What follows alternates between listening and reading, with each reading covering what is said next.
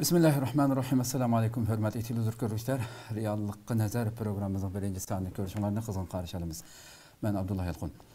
Qadirli görünmelerimiz biraz burun del saat 5'te başlagandık ama tordu mesele görülüp mihminimiz Konya'dan katlaşıp atqanlığı için şuna qaytıdan başlaşqa mecbur olup qaldık. Kechirim sorayımız texniklik bir mesele çıqqan başqa. Şuna qaytı başladık ham programını. Abay sözlep ötkendekemdi, hem bir tekrarlı öteyemdi. Bu programını inşallah bundan keyin tünügün elanımızda mı diginimizdek Allah kalırsa her şembe günü saat 5'te İstanbul vakti saat 5'te davamlaştırmamız inşallah her xil temalarda. Hem hemmimizge ma'lum chet eldeki muhaciret yaşayotgan 100 minglarcha belki milyonlarcha xalqimiz va cho'ng kichik farzandlarimiz va her xil sahalarda yetişip atkan kişilerimiz var.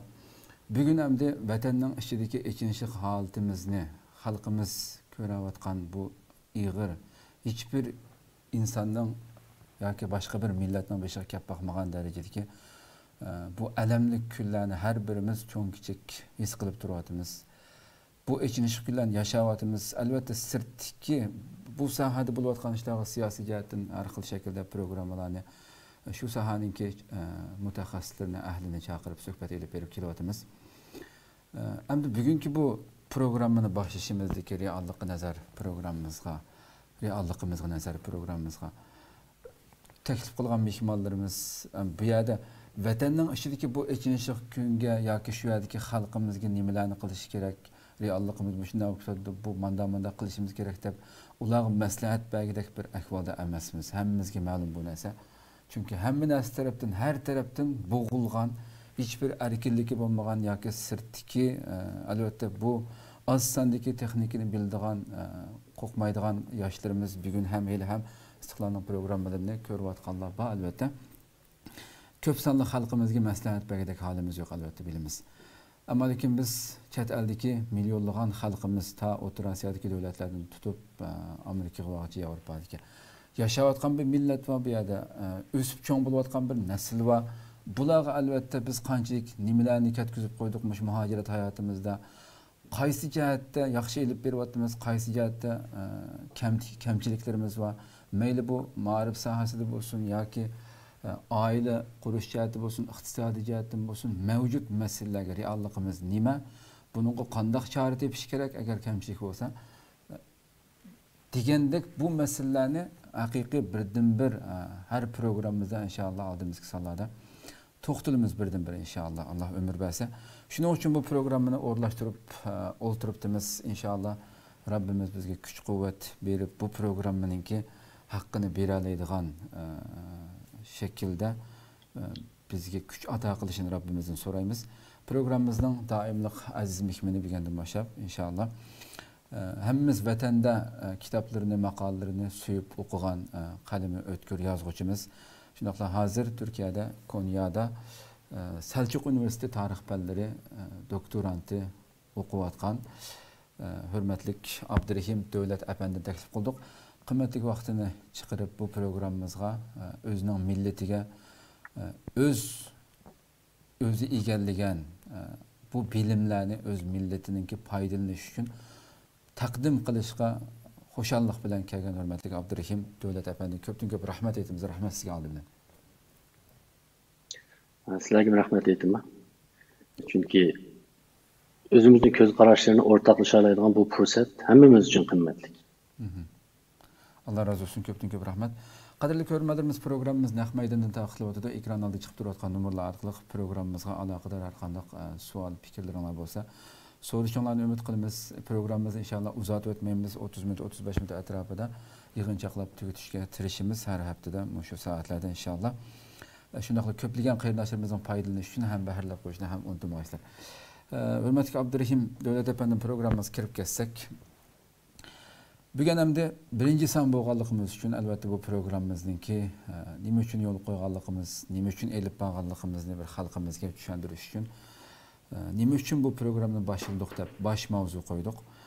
Shu mishadan bir kirsak, oldi bilan biz realligimizni tushunish nimishqa muhim degan savoldan kirsak. Rahmat. Bo'ldi. Biz bu savolni bir obrazliq bir o'qitishdan boshlab boqaylik. Agar bir general, ya'ni bir qo'mondon agar o'zining harbiy kuchining qanchalik ekanligini to'liq bilmay, ma'lum bir jangga qatnashsa, biz hammamiz cho'qim bu qo'mondon bu jangda mag'lub bo'ldi deb o'ylaymiz. Nimishqa? Chunki qo'mondon to'g'ri bir jangda yangidek strategiya, bir plan tuzish uchun cho'qim hech bo'lmasa o'zining qo'l ostidagi armiyaning ahvolini, o'z ilkidagi mavjud kuchning zodi qanchalik ekanligini aniq bilishi lozim. Agar unda bilmasa, u unga loyiq bir g'alabaga ulashtira oladigan bir taktika qo'llana olishi notayin. Hamda bir cho'ng bir sohadan biz asosli kichiklaydi. Masalan, bir maktabda, bir sinfda bir muallim agar o'zining sinfidagi bolalarning ahvolini umumyuzlik yaxshi tushunmasa, bu vaqtda bu sinfda elib boradigan o'qitishning unumi natijasi tuvanlab ketadi. Bu pedagogikadagi aqlli bir qonuniyat. Xuddi shunga o'xshash, masalan, oila tarbiyasidami, agar ota-onalar o'zining bolasining ahvolini toza yaxshi tushunmasa, bu vaqtda u bolasi uchun qo'llangan nurg'un ta'lim tarbiya usullari garchi yaxshi tarbiyalashni maqsad qilgan taqdirdami, aslida bolasini tushunishi to'g'ri bo'lmaganligi uchun shu asos ustiga qurilgan tarbiya usullari, planlari hammasi mag'lubiyatga kelib berishi mumkin. Xuddi shunga o'xshash. Biz hammamiz davolib boqqan. Biz doktorga borgandan keyin doktor cho'qim avval bizning ahvolimizni so'raydi. Bizning ahvolimizni so'rashidan maqsad bizning kasalimizning zodi qanday kasallik ekanligini o'qish. Ya'ni eng dastlabda bir diagnoz qo'yish. Diagnoz qo'ygandan keyin andan keyin bizga ya ukol yezib turadi yoki dori yezib turadi yoki ig'roq bo'lsak yotoq qilib ya operatsiya qiladi. Ya'ni qanday davolashdan iborat. Ya'ni bizga nima dori yezish, qanday ukol silish yoki operatsiya qilish qilmaslik deganga o'xshash barliq davolash planlari amaliyotda bizning kasalimiz haqidagi to'g'ri diagnozi ustiga qurilgan bo'ldi. U diagnozni qo'ymay turib, elib borgan davolash bizni saqaytmasligi mumkin. Balki hatto bizni halok qilishi mumkin. Demak, mening bu yerda tilga olmoqchi bo'lgan birinchi sababim, biz navbatda tarixda misli ko'rilmagan bir ig'ir krizis ichida yashayotimiz hammamiz bilamiz. Xo'sh. Hammamizning bu krizisdan ma'lum bir shaklda qutulib ketgisi bor. Ana shu qutulishdan iborat bu o'y xiyol, shu orzularimiz amaliyotda mavjud Uyg'ur realligi haqidagi obyektiv bir tushuncha ustiga qurilishi lozim va shunday bo'lishi kerak. Agar bunda bo'lmagan ahvol ostida bizning millatni qutuldirish, oxirgi maqsadga yetish haqidagi go'zal orzu-armonlarimiz agar Uyg'ur realligidan iborat mavjud holatni to'g'ri tushunish va bir to'g'ri diagnoz ustiga qurilmay, agar o'zimizning subyektiv orzular ustidan paydo bo'lib qolsa, vaqtda bizning bu planlarimiz bizga foydali emas, balki ziyonli bo'lishi mumkin. Xuddi doktorning xato davolash usuliga o'xshash. Shu bu nuqtadan aytgan vaqtda millatning qalb ko'tarishi, kuchlanishi, oxirgi o'zining maqsadiga yetishi hozirgi Uyg'ur realligini to'g'ri tushunish ustiga quriladi deb aytsak bo'ldi. Bu jihatni aytganda bizni g'alabaga boshlaydigan kurash yo'li o'zimizning ahvolini obyektiv to'g'ri tushunishni shart qiladi. Buning muhimligining birinchisi bu yerda. Xo'sh. Endi ikkinchisi, garchi biz hayotimizda nurg'un ishlarni qilishni orzu qilsakmi, masalan, shu millatni qutqarishga munosabat bu teminni olaylik. Hammamizning nurg'un orzularimiz bor. Masalan, o'sha Xitoyning iqtisodiy jihati vayron bo'lishini, siyosiy jihati vayron bo'lishini, ichki jihati parchalanib ketishini. Masalan, Yevropa, Amerika degandek dunyodagi cho'ng kuchlar bilan texmi dushmanlashishini. Shu orqali o'zining halokatini tezlatishini biz umid qilamiz, orzu qilamiz. Xo'sh. Ya'ni biz orzuyimizni qilishni xohlaydigan bir turkum ishlar bor. Buning cheki yo'q. Chunki u bizning orzuyimizning ichida bo'lgan orzuning cheki bo'lmaydi. Biz xohlagancha orzularimizni qanotlantirib uchta olamiz. Ammo reallikda bizning qanchalik ish qila oladiganligimiz nurg'un ichki va tashqi cheklamalarga uchraydi. Xo'sh. Masalan, bayonga o'xshash biz mesela Yevropa bilan Amerika bilan Xitoyning dushmanlashishini orzu qilsakmi, ammo biz bevosita ta'sir ko'rsatib ularni dushmanlashtira olishimiz ba'zi vaqtda bizning ilkimizning sirtida, ya'ni bizning qurbimizning sirtida. Demak, bu yerda ikkinchi nuqta. Ya'ni biz özümüzün təsir göstəriş. Birisi bizim köngül bölüş rayonumuz var. Yani bizim arzularımız. İkincisi əməli təsir göstərən bir rayon var. Hem de bu özümüzün reallıqını düşünüşdən ibarət bu iş, biz qılalaydigan iş. Eğer biz qilishni yaxshi ko'rsakla, bunun muhimligini haqiqiy e'tirof qilsakla, bizim bu sohada o'qigan, masalan, jamiyatshunoslik, psixologiya, siyoset fanlarida o'qigan nurg'un mutaxassislarimiz agar maxsus mushu temani, ya'ni navbatdagi Uyg'ur realligini bir obyektiv shaklda bir diagnoz qo'yish shakli, bayon qilishni maqsad qilsa, mushu yerda izlansak, nurg'un tanloqlarni to'plasak, hech bo'lmasa o'zimizning mavjud holatini zaten qayergacha ekanligini biz hal qila olamiz. Bu qılalaydigan iş. Xo'sh. Mening buni atayin qılalaydigan ish deb ta'kidlashimning sababi shu. Biz ko'pincha vaqtlarda biz qilolmaydigan, ta'sir ko'rsatmaydigan, ammo orzu qilalaydigan ishlar bilan qilalaydigan ishlarning ayrisini, o'ttirisini farqlantirmay qolamiz. Shuning bilan bizning nurg'un energiyamiz, kuchimiz, vaqtimiz biz o haqda so'zlasha oladigan, paranglashya oladigan, qaynaya oladigan, ammo bir hal o'zgartiraylik desak, bizim qo'limizdan kelmaydigan sohaga markazlashib kelib, o'zimiz darhol qila oladigan, biz zehnimizni, kuchimizni yig'sak, çok natija qozona oladigan bo'lgan sohalar hozir bo'sh tashlanib kelyapti. Xo'sh. Mana mushu nuqtadan aytganda bizning realligimizni tushunishimiz va mushu tushunchimizga asosan o'zimizning strategik tafakkurni shakllantirishimiz biz qo'limizdan keladigan, buni Xitoymi to'g'ri qilolmaydigan bir ish. Mesela biz hozir ba'zi ishlarni qilmoqchi bo'lsak, tashqi dunyoning qig'ili qo'ymaganligidan, Xitoylarning arishmaganligidan, yoki aralashib ko'paygan josuslarning qarshilasi tufaylidan yaxshi qilinmaganlikdan iborat bir bahonalar bilan o'zimizga tasalli topamiz. Aslida bunda bo'ladi bu ish. Ammo buni dushman kuchini aytib taqashganlik uchun qilinmaydi deb o'ylayman. Ammo dushman kuchni taqishayapmi, taqishanmaydigan, uni to'saqqa bulanmaydigan na'aytin nurg'un sohalarimiz bor. Xo'sh. Va bizning bu sohadagi tirishchanliklarimiz yetarli emas. Ana shularning ichida mushu realligimizni tushunishdan iborat mushu ana masala na'ayt muhim. Hozirga qadar mayli bizning ilm odamlarimiz tarafidan yoki boshqalar tarafidan haqiqiy turda bir qo'lga ilinib, maxsus masala deb bir tadqiqot obyektiga aylanib, beshimizni qatronmayapti. Chunki biz realligimizni tushunamiz deb ham qilyapmiz. Buning uchun birinchi savol men shunchalik qarashimni bayon qilay. Ko'pdan ko'p rahmat. Haqiqatan realligimizni tushunishning qanchalik muhim ekanligini bir tushuntirib o'tdingiz. Hamda sizmi chet elga chiqqanda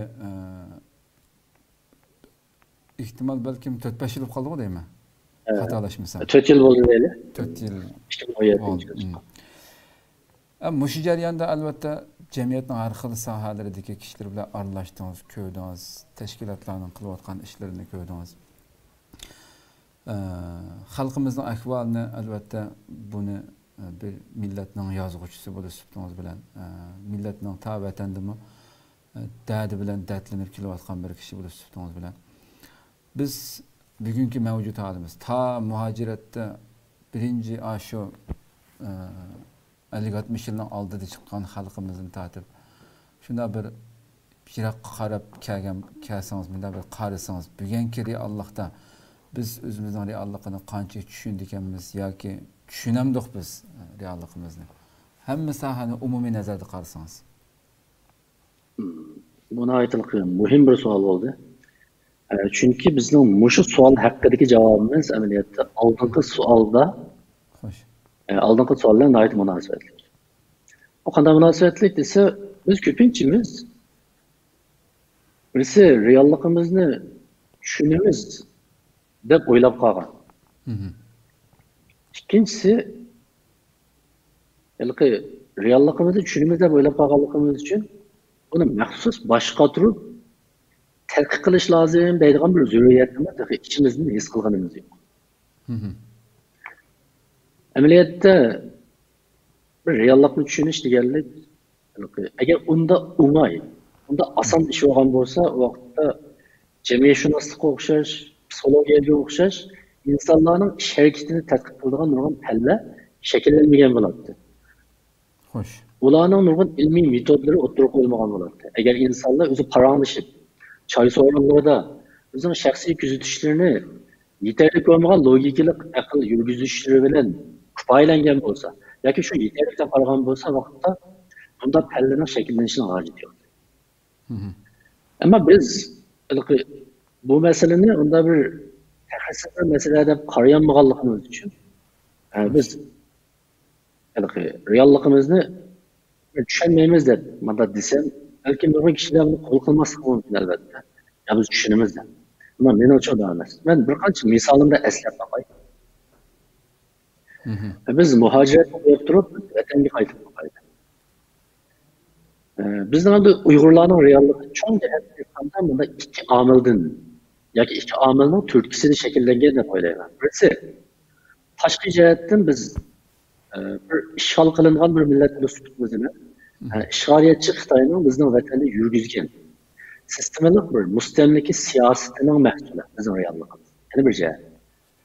Endi ikkinchi jihatdan endi butun ko'zga ko'ringan bu Uyg'ur realligi Xitoyning siyosatining mahsuli deb anda qarasak, masalaning yana bir tarafini nazarda saqlagan bo'lamiz deb o'ylayman. Ama yana bir tarafi o'zimizning shu Xitoyning siyosatiga qaytirgan inkosi. Endi biz bu inkosda bir turkum xalqimiz Xitoyning siyosatiga moslashgan bo'lsa, bir turkumlarimiz moslashga qarshilashish yo'lini tutdi. Ya'ni cho'ng jihatdan bizning realligimiz bir tarafdan Xitoyning siyosati, yana bir jihatdan Uyg'urlarning shu Xitoyning siyosatiga qaytirgan inkosining giralashma ta'sirining natijasi deb o'ylayman. Ya'ni bu yerda ikki narsa mavjud. Xo'sh. Bunda da ikki savolni so'rab qo'yay. Hozirga qadar Uyg'ur ziyolilarning uchun yoki o'lmalarning uchun biz mustamlika qilingandan buyon hozirgacha bo'lgan Uyg'ur realligi haqida yozilgan bir ilmiy asar, ilmiy maqolalar qanchalik. Men bu yerda ilmiy asar, ilmiy maqola deb atayin uning oldiga ilmiyni qo'shishning sababi bor. Halbuki biz o'zimizning realligimizni 90-yillardan e'tiboran bu jurnallarda e'lon qilindi. Illatlarimiz haqida, xislatlarimiz haqida.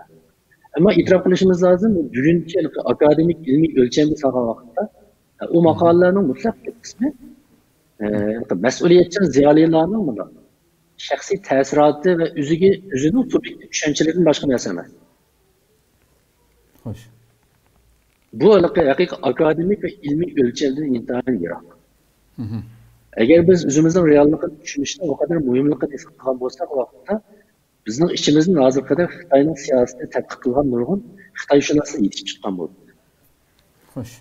Balkim o'ylashimiz mumkin, vatanda bu imkoniyat bo'lmaganligi uchun ziyolilar unday qilgan. Buni qabul qilgan taqdirda ularda vatanning sirtida jur. Vatanning sirtida bu bugungi kunda Xitoyning Uyg'ur ustida, ya'ni bizning ustimizda yurgizayotgan siyosatlarni hozir biz chet ellik tadqiqotchilarning yozgan narsalardan ko'ryapmiz, shularni o'qiyapmiz. Xo'sh. Mushu nuqtani aytgan vaqtda bizning o'zimizning realligi haqida tushunchamiz ne kadar kamtuk chala ekanligini ko'rish men uchun qiyin emas. Masalan, sonliq ma'lumotlar orqali biz har qanday ziyoliydi. Buni chiqib so'rab qo'yaylik. Ilqi nayt ilmiy narsalar emas, faqat oddiy narsalarni. Mesela xohlagan bir Uyg'urdan Sharq Turkistonning jug'rofiyasi qanchalik? Mesela yer ko'lami qanchalik? Qancha viloyat, qancha shahar bor? Nüfusimiz qanchalik? Degan bu eng aqalliy sonliq ma'lumotlarni so'rab qo'yaylik, qanchalik degan to'g'ri javob beraylik. Agar shunday bir imtihon oladigan bo'lsak, uni yuzimiz qizilib ketadigan natijaga erishamiz. Haqiqatan. Endi ikkinchi jihatdan, ya'ni Xitoyning siyosatini tadqiq qilish jihatdan bu kadar keyin qoldik, chala qoldik. Men shuni o'qim keldi hozir. Xo'sh. Hozir hammamiz 2016-yili 3-oyga vaqtda kelib bizning vatandagi birinchi qo'l bo'lgandan keyin vaziyatning favqulodda o'zgarib, nacharlashib ketganligini bir burilish nuqtasi deb qaraymiz. To'g'ri, u jihatdan bir burilish nuqtasi. Xo'sh.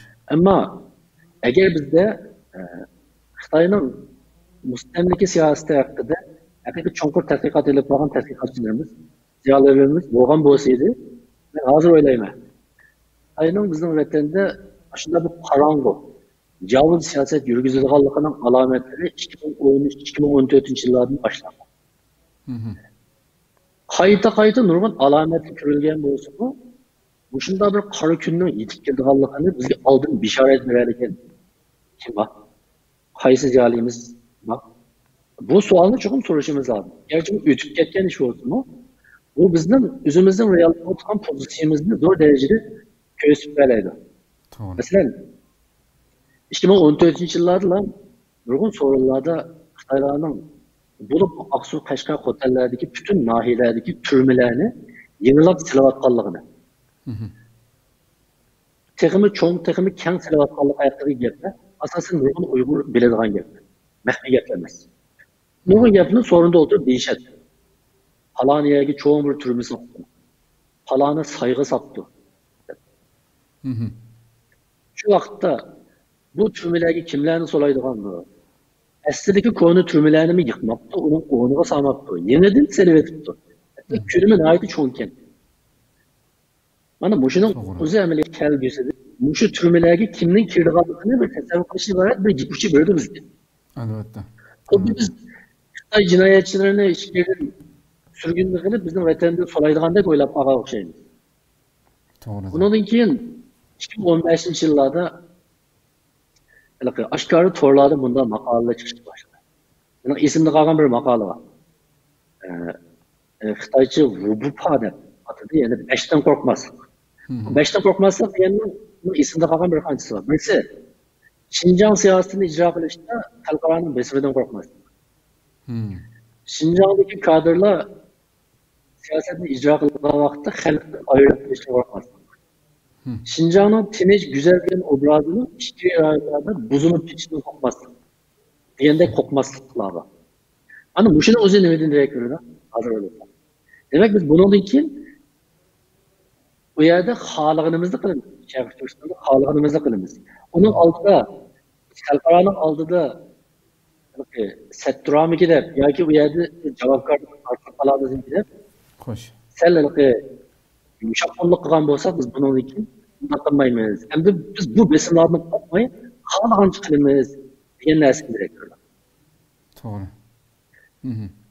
2016-yil, 2015-yillardan boshlab biz hozir qilayotgan jazo lagerlari asosan hamma rayonlarda jiddiy silinish qilmoqda. Masalan, otellarda bo'lib siyosiy maktablar, yurish maktabi degan nomda qilinadi. Endi ba'zi rayonlarda buning ismi boshqa. Buning ismi boshqa.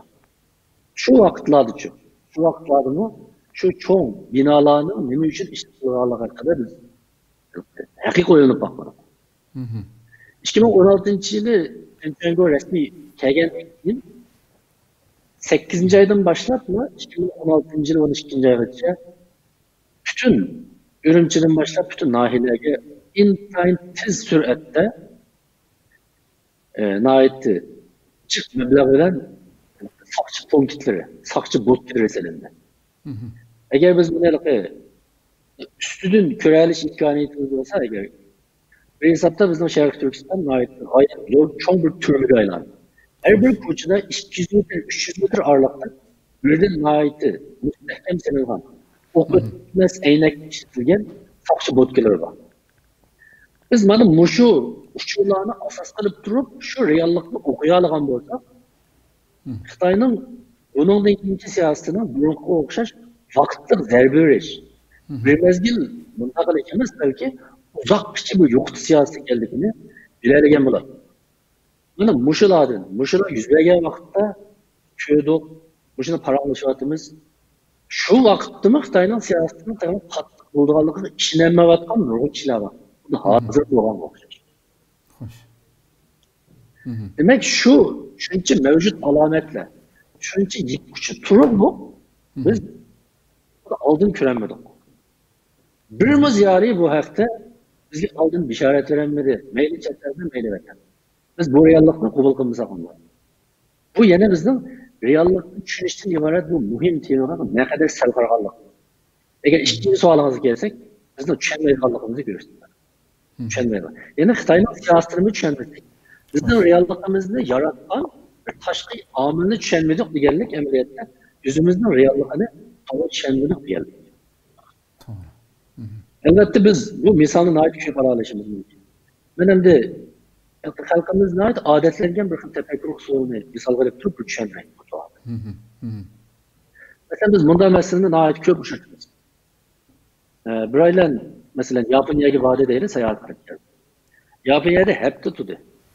Mesela o bukallar kirgen buluş mümkün, aşkallar kirgen buluş mümkün.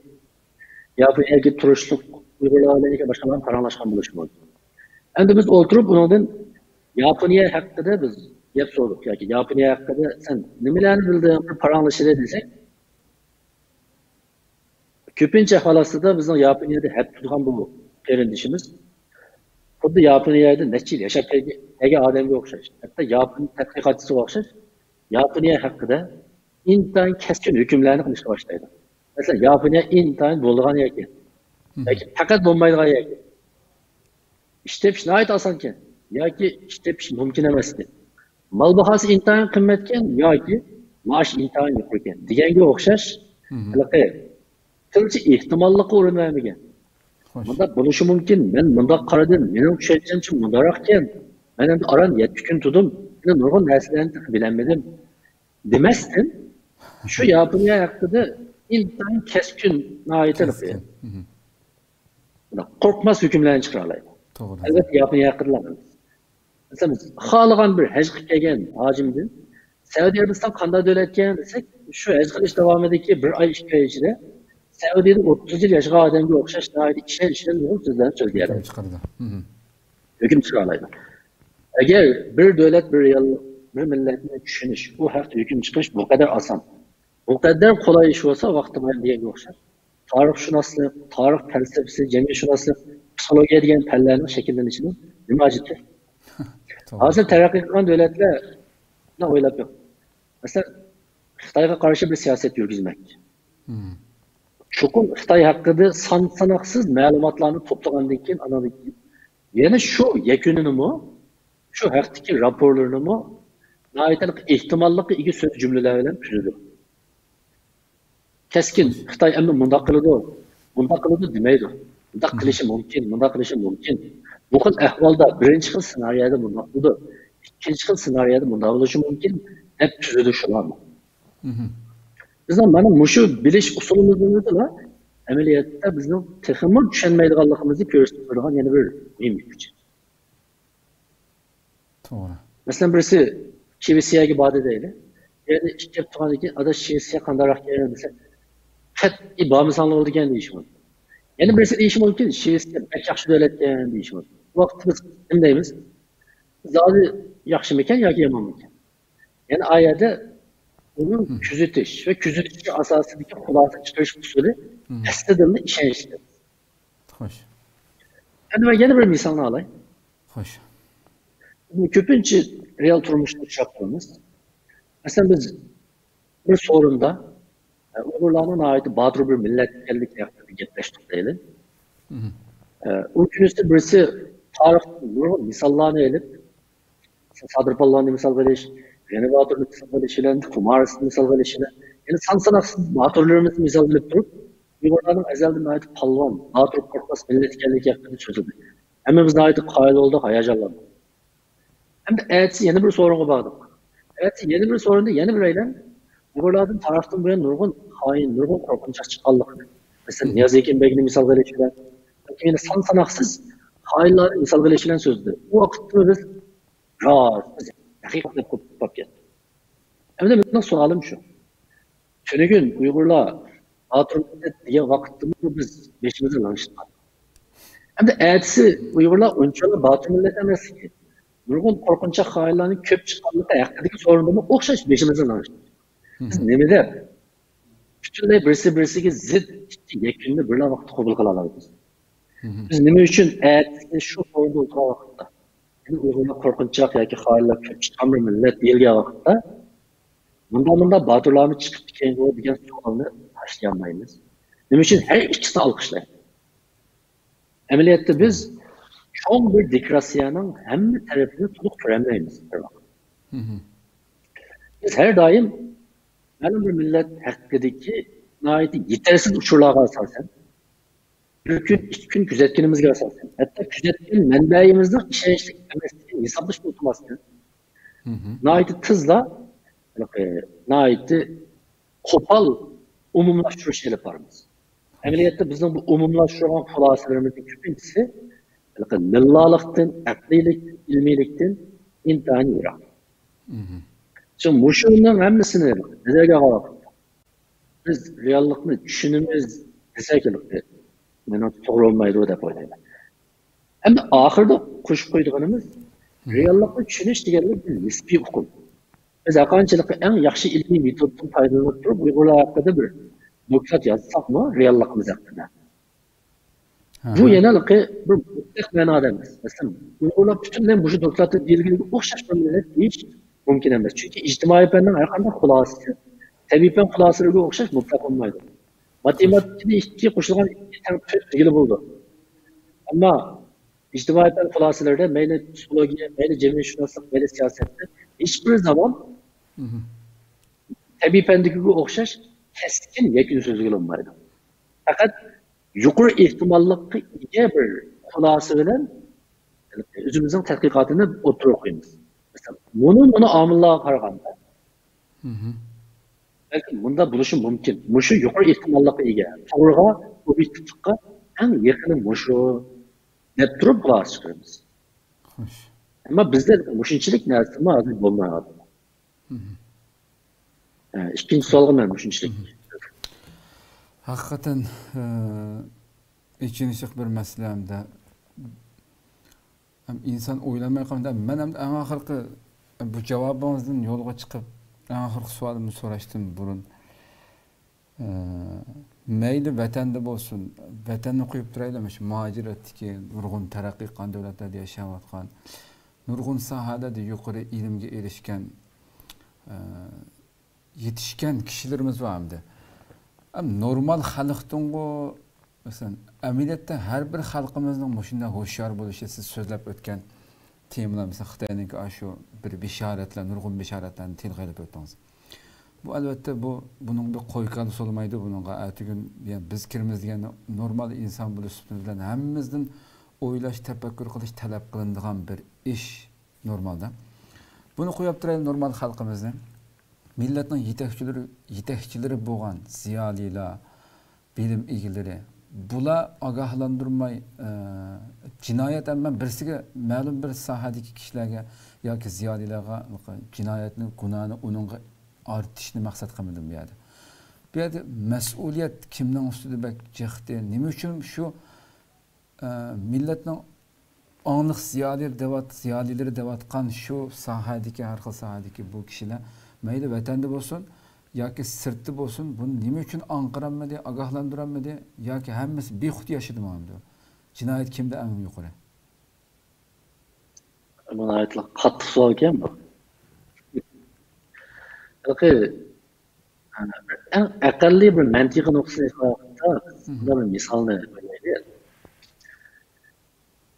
Biz yo'g'on bir yog'ochni ikki bolaga ko'targanmiz. Xo'sh. Kuchli yo'g'on bola kichik beshini ko'tarib oldi. Kichik ojiz uruq bola amaliyot eg'ir beshini ko'tarib olgan bo'lsa, biz ko'rsatib deymizki, "Mishqotsa, sen cho'ng bo'lgandan keyin cho'ng beshini ko'tarsan ondan deymiz." Çünkü sen küçük oğallıkın için sen eg'irroq narsani ko'tara olasan. Sen küçük oğallıkın için mas'uliyat en avval sening ustingga keladi. Yani bu en aqlli qonun. Bir jamiyatning ichida bir odam qancha bilimli bo'lgan sira uning mas'uliyati ham shuncha eg'irroq. Xo'sh. Qancha pulisi ko'p bo'lgan sira yoki qancha beyg'on sira o'xshashda uning mas'uliyati ham eg'irroq bo'ladi. Bu herkes bilimning ko'payishi bilan, pulning ko'payishi bilan mas'uliyatning ko'payishi meni qarashimcha o'ltanadi. Xuddi shunga o'xshash gap. Masalan, bayon ishni ko'tarib olganligi uchun sen to'g'ri qilmading dedi. Xuddi shunga o'xshash. Bu millatning ichida eng avval bu tezis qo'yilganlar. Avval sado chiqarganlar. Eng avval shu millatning ichida baldir o'yganlar, ko'proq o'qiganlar va bilganlar. Endi nima uchun undaq qilmadi deb gelsak. Agar nimishqa ogohlantirilmadi degan shu xos savol ustida bo'lsa agar bu masala. Men o'ylayman, biz haqiqiy ma'noda Yani Xitoydan qutulishni ichimizdan orzu qilib baqqanligimizni men bilmayman. Agar biz shunday bir orzu, shu orzuda köygen bo'lsak, şunun suyida oqqan bo'lsak, shu bizni kecha kunduz mashg'ul qilgan bo'lsa, menimcha o'sha sohalarda cho'qim mutaxassislarimiz yetishib chiqqan bo'ladi. Chunki bu haqda kitob o'qish, o'rganish, uni maxfiy yo'sinda epirish va mumkin. Vatanning sirtida albatta tiqim mumkin. Ammo nimasi nima biz bu haqda qaqshsa qilsa, ig'ir qaqshab qilishimiz mumkin. Biz bu programni qaqshash bilan to'xtatmaydi. Xo'sh. Ammo biz hech bo'lmasa o'sha undan keyin o'qiyotganlarimizga, yoshlarimizga, ilm yo'lida mengayotganlarga shuni bir samiga sep qo'ysak bo'ldi.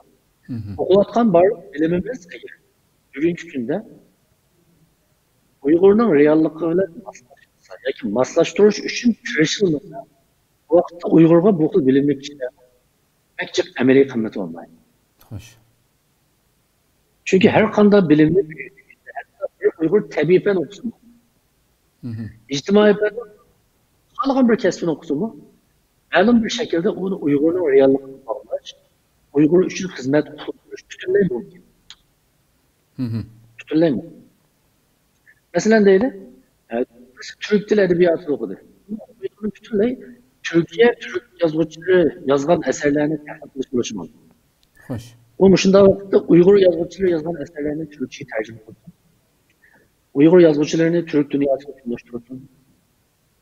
Ya ki Türk yazgıçlarının ilgili yazış usullerini Uygurlarla tanıştırdı. Yesil eserlerini Uygurca'ya tercüme etmiş. Kısacası bu fakat bir mesuliyet ve vicdan meselesi.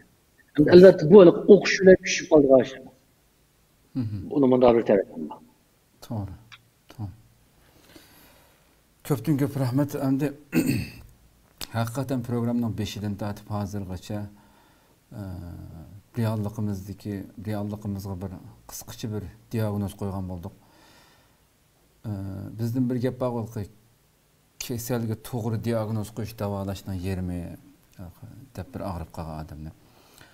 Demak, mayli qaysi sohada bo'lsin, bir millatning gullanishi, qad ko'tarishi, taraqqiy qila olishimiz, har sohada bo'lib eng cho'ng bu zulmdan qutula olishimiz uchun Xitoyninki bu vahshiyligidan qutulib o'z erkinligimiz bilan mustaqil holatda yashay olishimiz uchun butun xalq bo'lish sifatimiz bilan xalqning ma'lum sohasidagi kishilar yoki yoshlar emas, butun xalq umumiy millat sifatida uyg'onishimiz kerakligi intayin ziyonning va turklardan bir gap bor, ziyonning naridan keyiniga qaytsang o ameliyatda sen uchun foydadir, kardir deb bir gap bormishlarniki. Realligimiz har sohadagi ilm sohadagi ziyolilarga %50-60% atilgan bo'lsa, normal tijoratchi, o'chi-bo'chilarga har xil persentda mas'uliyat ortilishi mumkin hamda. Umumiy jihatda yuksalishimiz uchun bu realligimizni to'g'ri tushunishimiz, shuning qarata yo'l tutishimiz kerak ekanligi natija chiqqan bo'ldi. Qanday qilsak realligimizni to'g'ri tushuna olishimiz mumkin degan savol bilan tugatsak, andan keyin ko'rmalarimizni savol qilyotdi hamda ba'zilari. Albatta bundan keyingi har bir programmamizda bir ko'rmamizda ota-ona bolalar masalasini aldığımızdaki sallarda her sanda ayrım tema şekilde toxtalımız, şu vaqtda ayrım toxtalımız deb qo'ygan bo'lay. Oxirida mushun bilan tugatsak. Bu realligimizni qanday qilsak tushuna olishimiz mumkin. Ayrım mustaqil bir qism bir bo'lim qilish lozim xolos. Aytib qisqalan, unda qilsak realligimizni yaxshi tushuna olamiz deyish biraz yengillik. Endi shunday nima arzimas. Programının ihtiyacılar ve birkaç noktasını kısaca arkadaşlarımızın sevmeki salay. O noktaları biz özümüzün ameliyatında takımın çoğunluğu oynanıp kengaytib atalaymiz deb o'ylayman. Menimcha birinchisi buni hamma odam qila oladi deb. Xo'sh. Özümüzün reallığı hakkında bir maksatlı küzütüş edip verişimiz lazım. Küzütüş deganlik, kürüş deganlik shuni cho'qim oydinlashtirib olish kerak. Kürüş ba'zida maqsadsiz bo'ldi. Ya'ni ko'zimizga chelib qolmay ko'rib qolamiz. Ammo kuzatish ma'lum bir maqsadga yetish uchun ko'ramiz. Agar bizda u maqsad bo'lmasa, u vaqtda u kurashdan erishgan xulosalarimiz bizning esimizda turmaydi. O uchurlarni biz pishqab ishlab bilimga aylantira olmaymiz. Shunlashqa ularning realligini mayli hatto shu Facebook'dagi yozilayotgan maqola chop yoki inkos qatorliqlardan boshlab yuz berayotgan hamma masalalarni ma'lum maqsadda bir mezgil buni kuzatishni o'rganib olishimiz lozim. Agar kuzatishlarimizni xulosa yezib xotir qilib olsak, bir mezgil o'tgandan keyin kuzatmagan xulosalarimizni qaraganda bir qadar cho'qqan natijaga erishamiz. Ikkinchisi, cho'qim munosabatli fanlarni o'rganish kerak. Shu tarix falsafasi, psixologiya, jamiyatshunoslik fanlari intayin. Masalan, jamiyatshunoslik degan fanni bilan bilalaymiz. Yani jamiyatni tadqiq qiladigan fan deganlar.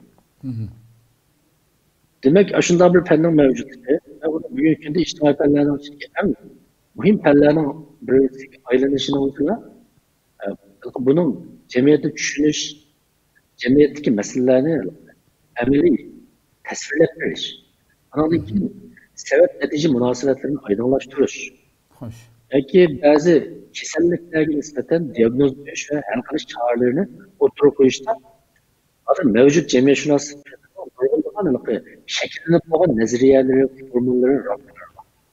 Bularning hammasi nurlardan biz foydalanamiz. Masalan, ko'chman jamiyatshunoslik deb jamiyatshunoslikning turi bor. Maqsad ko'chmanlarning masalalarini tadqiq qilish. Ammo hozirga qadar men hech bir bu sohada yozilgan asar ko'rmadim. Chunki masalan deylik, ko'chmanlik bugungi muhim chet eldagi muhojirat yashayotgan Uyg'urlarning mashg'ulom kelgan kun emas. Xo'sh. Masalan, Turkiyadan Yevropaga ko'chman bo'lgan necha million turk bor. Germaniyada, Gollandiyada bor, Kanadada bor. Bundan boshqa ko'chman bo'lib yashayotgan Pokistonliklar bor, Hindistonliklar bor va boshqa nurg'un millatlar bor. Ular shu davlatda qanday yashaydi? Qanday masalalarga duch keldi? Ulardan biz nimalarni o'rganamiz? Qanday o'rnaklarni olaymiz degan narsani amaliyotda biz shunga munosabatli materiallarni o'qisak, ko'rsak, biz o'zimiz yangi bir usulni ishlab chiqarib bo'lguncha nurg'un tayyor retseptlardan darhol foydalana olamiz. Uchinchisi, biz o'zimizni hatto o'zimiz bilan reallikqa o'xshab ketadigan ba'zi millatlarga selishtirib chiqamiz. Selishtirish yaxshi bo'lgan usuli va metodi. Biz selishtirgan vaqtda o'xshashlik nisbatimiz qancha yuqori bo'lsa, bu selishtirishning yoki o selishtirish orqali qo'limizga kelgan xulosa shuncha obyektiv va yaxshi bo'ldi. Bo'lmasa biz masalan o'zimizni tursiz germanlarga selishtirib olsak yoki yaponlarga selishtirib olsak, masalan Yaponiyaning falon shirkati biz nima uchun unda qilolmaymiz desa biroz real bo'lmaydi. Xo'sh. Ammo shunda ko'chman yashayotgan nurg'un millatlarga, bizga o'xshash mustamlikada yashayotgan millatlarga, ularning kurashlarini, tarixlarini o'rganib baksak, ko'rib baksak, menimcha yana aloqa o'zimizni tushunish haqida nurg'un o'rnaklarni topa olamiz. Endi to'rtinchisi, o'zimizning tarixini yaxshi o'qishimiz va o'qiganlarimizdan xulosa chiqarishni bilishimiz lozim. Nimishqa deganda bir millat uzoq muddat ma'lum bir jug'rofiylik rayonda yashaydi. O'xshash qismatlarni takror beshinib o'tkazish, o'xshash bir madaniyat va o'xshash bir dinning ichida yashash orqali boshqa millatlardan butunlay o'xshamaydigan bir madaniyat qiliqiga ega bo'ldi. Amaliyotda bir millatning kimligi shu narsadan boshqa narsa emas. Ya'ni madaniyat kimligimiz amaliyotda kimligimiz shu. Shundoq ya'ni bizning bugunimiz amaliyotda tariximiz orqali yaratilgan degan. Agar biz o'zimizning tunugini yaxshi tushunsak, qandoqlab bugungi kunga kelib qolganligimizni tushuna olamiz.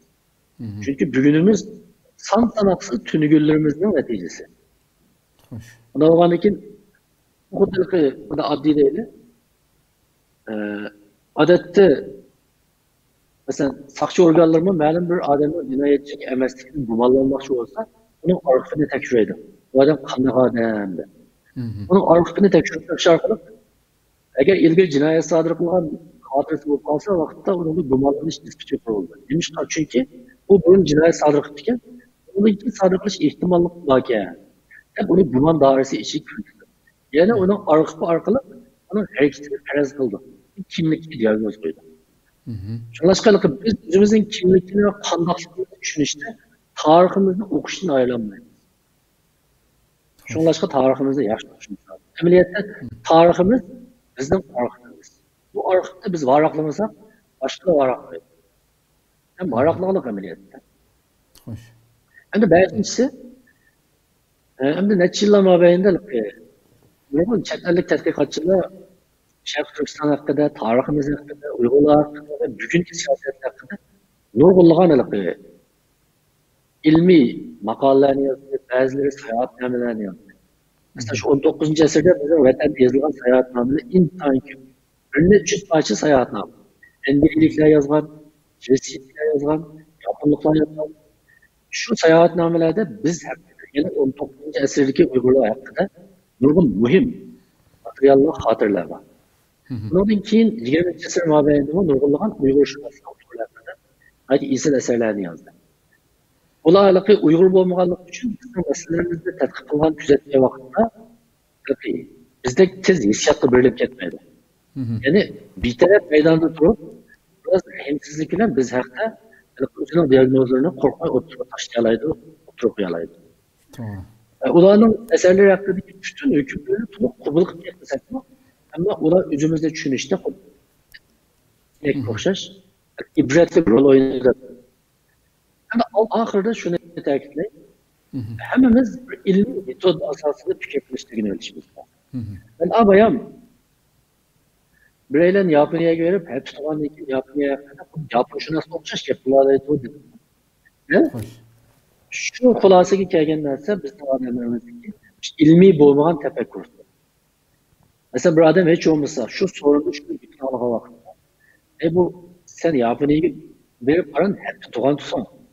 Sen o hepsinin içinde aran bir iki şehirdeki seyahat noktalarını aran küreşki vaktini yetti. Onda o zaman sen Yaponiya hakkında oyuncu olarak keskin kulası çıkarışla senin vaktin mi yetmedi, geliştiğin uçurlar mı yeterliklemez, gerekirse sen bu uçurlarını ilmi yuğurup Türk kulası çıkarışını bilmeyse de anın diğerleri hakkında biraz kendini meydanda turalayımız. Eğer bizde oyunculuk kallımız olmasa şu olan bizde ersiz çıkıp işimiz mümkün. Yaponiya qat'iy olmaydi ekan. Ular Ahmet berib Turkiyaga Yaponiya yaqin bunda dedi. Demak Yaponiya shu deganga o'xshash davlatgan deb o'ylaymiz. Chunki biz uning so'zlagan aholarini yaxshi dangsiyalaydigan bir ilmiy tarozi. Demak bir ilmiy metod ostida fikr qilishni o'rganishimiz nuqul hozir bugungi kunda tadqiqotchilardan ilm bilan gapirishlar keladilar. Talep qiladigan talep emas. Balki avam xalq bu hech bo'lmasa shunda keskin xulosa chiqarolmagan taqdirda yoki aynan diagnoz qo'yolmagan taqdirda bu boshqalarning biz haqida so'zlaganlarini o'qigan vaqtda darhol nima desa ergishib ketmasdan sen o'zining maydonini yo'qotib qo'ymay turib bu o'tirib qo'ygan uchurlarni xulosalarni so'qqan maydonda baho beradigan holga keladi. Bugungi kunda Uyg'urlarning mush saviyaga kelishi bizim davayımız için bu ben öyle fevkalade muhim kıymetli bir yerde var. Bu sualdan da açmışsınız. Köpten köp rahmet Allah razı olsun aydı. Kıymetli tefsili halette misallar bilen cevap verdiniz. Allah razı olsun programımızda müşahede ahırlaştırsak vaktimizni to'shib eshib ketdi. İnşallah aldığımızdaki sanlardan başlap her sanda bir temin tutup durup program o'tkazamiz inshaalloh. Ko'pdan ko'p rahmat ziyoratimizni qabul qilganingiz uchun. Alloh razı olsun. Sizga ko'p rahmat.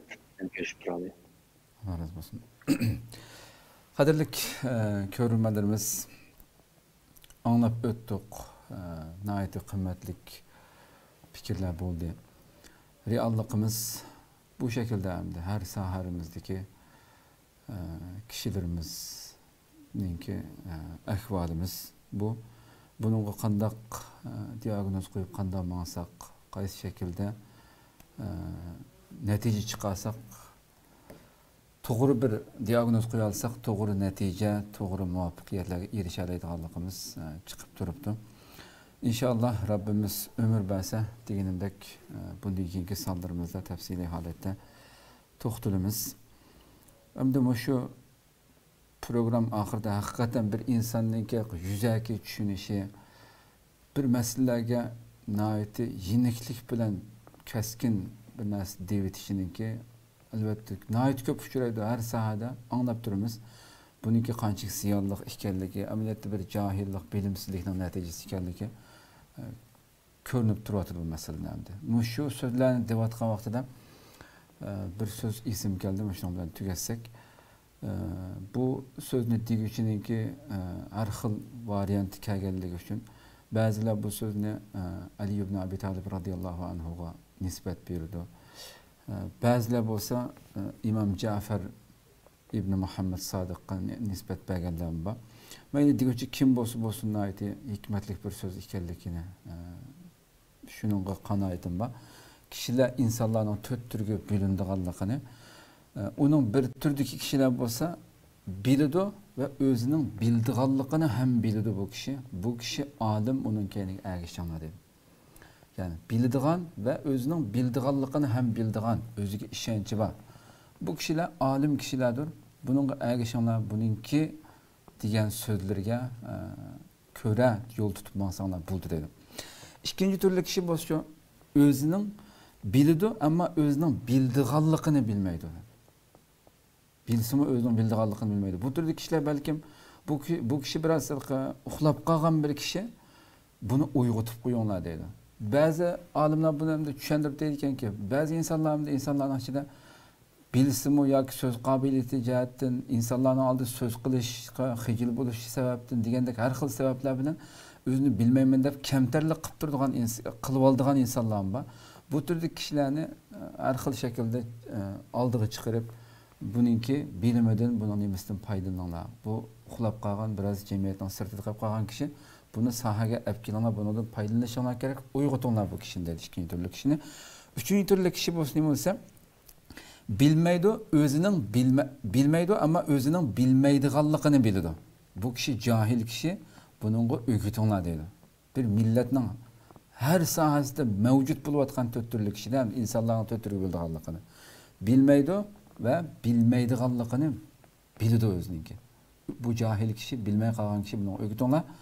Dördüncü kişi bo'lsa, bilmaydi ve o'zining bilmaydiganligini ham bilmaydi bu kishi. Bu kishi eng ahmaq kishidir. Bu kishidan yiroq turinglar dedi. Bu nihoyat bir güzel bir ders bo'lsa kerak har birimizga. Rabbim inşallah bu dördüncü türlük insonlardan qilib qo'ymasin. Yuqoridagi eng yaxshi, chunki hayotimizdagi holimizni o'zgartirish uchunmi ana shunday uyg'oq turishimiz, tetik turishimiz, özümüzge en paylık bo'lgan narsani erishimiz kerak deb qarayman. Rabbim ömür berse, kilar qatim qisanda ko'rishguncha aman bo'linglar. Program oxirida ras kichkina bir qonunimizdagi yangilikni ham sizlarga xabardor qilib qo'yishni uyg'un ko'rdik. Albatta uzundan buyon biz har kundalik xabarlarimizni taqib etamiz. Yakshanba kuni xabar bo'lsa deb nurg'un orzu qilayotganlar inshaalloh ertadan boshlab har yakshanba kuni soat İstanbul vaqti 5'da haftanın içinde yüz bergen en muhim Şarkı Türkistan ve dünya gün tarafına ait olan haberlerini her yaşanma günü xulas şekilde huzuruna sunumuz. Bu yenilikten haberdar kılgan bulay. Ati görüşükçe Busan programımızda olsa kiler hafta okşa saat görüşükçe aman bu başlar. Esselamu Aleyküm ve Rahmetullahi Teala ve Berekatuhu.